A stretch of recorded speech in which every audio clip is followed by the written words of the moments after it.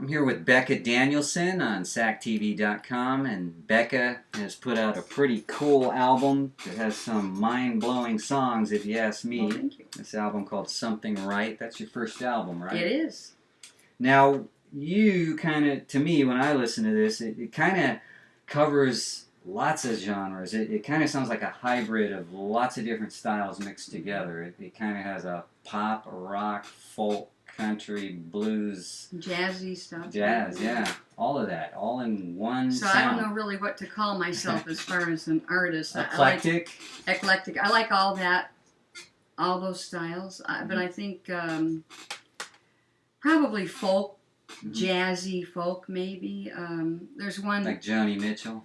Yeah, and Carole King. You know, all of those wonderful singer-songwriters that I listen to. What did you grow up listening to? I would have to say my dad always had country, old country from the... Grand Ole Opry. Yeah, and, you know, I would help my dad, whatever he was doing. If he was building something, I'd be out there with him. Because that meant I didn't have to do the chores in the house. I was more than willing. And, you know, he would listen to these... To me, it sounded like the dog was howling. But I found later I liked it. Yeah. You know, but didn't you tell me before the interview that after a while you found that country is mainly the same formulas? Well, I think that country, in my opinion, it seems like it has a very set formula. Like a narrow range of music? Or chords? I don't know, maybe they just... In other words, it's not as diverse as other genres. Yeah, I think it's you know country when you hear it. There's certain rules, yes. And if you break those rules, it's not country anymore. Kind of like blues. If you go outside of blues scales, it's really not blues anymore. Yeah, yeah. I like the new country. Some of the new country. Some of the female singers are awesome.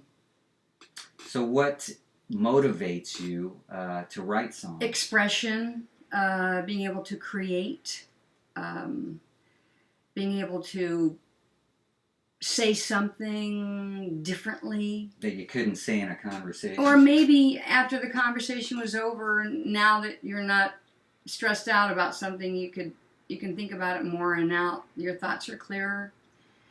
Songs can be cathartic, like angry chick songs. I guess, you know, we talked about that. I've actually written some of those, and after I played the songs for a little while, I didn't need to play them anymore. So apparently I got something out of my system. That's interesting, because like I told you, I interviewed Alanis Morissette once, back in '96, and it was kind of that peak of her career, and that album had already been big, the one with the song You Ought to Know. Mm-hmm. Everybody thought of that as an angry chick song, and that's why it was so big, because there hadn't been really that many until then, and that kind of was the song that may have started all that. I'd have to go back and check. She had a big hit with it. Yeah, but then when I interviewed her, she was really mellow. She was like, I go, "Are you at peace with yourself?" And she goes, "Yes." And she said that, you know, that she was no longer that angry chick in the song. Yeah, it was cathartic.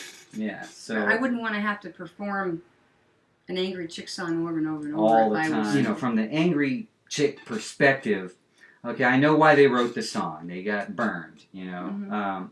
But then a song is like this time capsule that lasts forever, you know, if it's a good song. If it's bad, everyone forgets it, you know. But that just nailing down almost on a tombstone, you know, where something's going to last forever, that anger, don't you think that a lot of times anger is simply misunderstanding that anger should go away at some point, you know? Oh, absolutely. That it shouldn't stay with you, and that we all have the power to control it, really. Don't you think? Absolutely. And so why carry that anger around? Indeed, why? Why be bitter? So because, you know, like they say, forgiveness is for yourself, not for them. Good point. I'm going to write that down. Or I'll go back and watch the video and then write it down, okay? Because isn't that what songs kind of are? They're kind of like little snapshots of life, and and how you could actually point to a song and tell lots of stories about that same song. In other words, the song itself is more than the lyrics and the melody. It's, Oh, definitely. At a specific time in your life when you wrote it, and what you were feeling, and what you hear from the song, and what I was feeling, what I put into that song might be two different things. right.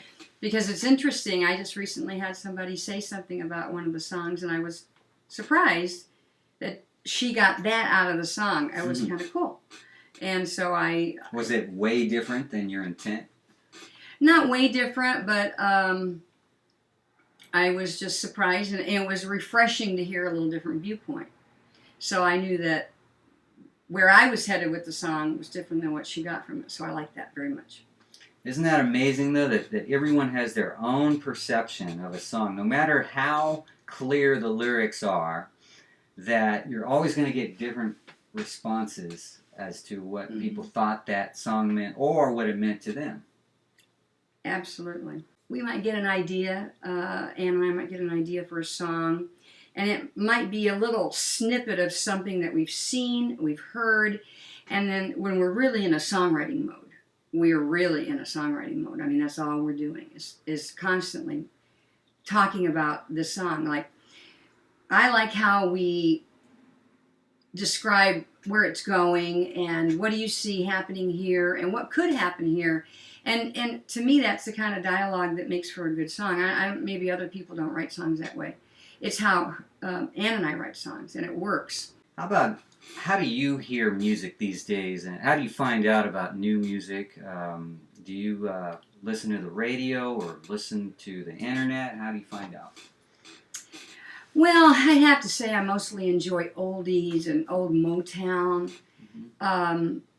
Who doesn't? Yeah, and that's so timeless music. Anne likes to listen to alternative. So when we're in the car, I'm the guy who helped make that happen, at least in Sacramento. we will be listening to the alternative, and she'll say, "Oh, this is a great song. Listen to this," and I really like that. So she has great taste in alternative music, and also, Anne, if you recall, you heard this really great drum beat in one of these alternative songs, and you described it to Ken, and Ken was able to get that incorporated into the song. I don't even remember which song it was now, but that was cool. She said, "I love what he's doing there with the drum beat, and I think that would be perfect for this song, and I want to talk to Ken about it." So what is it that you find is the essence of music that makes music your life? Obviously, it's your life now, right? Yes, it is. Yeah. And what is it in music? What is the powerful element of music that just makes that your life? I think it just speaks to me and makes me feel whole and makes me feel good. Creating music really makes me feel good. But listening to a well-crafted song, it's just like, that's wonderful, that song. Singing along. I mean, singing is such a wonderful expression to be able to express yourself, and singing along to a good melody. Or maybe if you haven't heard a song in a long time and you hear it playing and it's like, oh, I remember what I was doing when that song It's a time marker. came out. I mean, I remember. You have this flood of memories from that one song. It has a lot of meaning for you. It's feel good. Music is just feels good.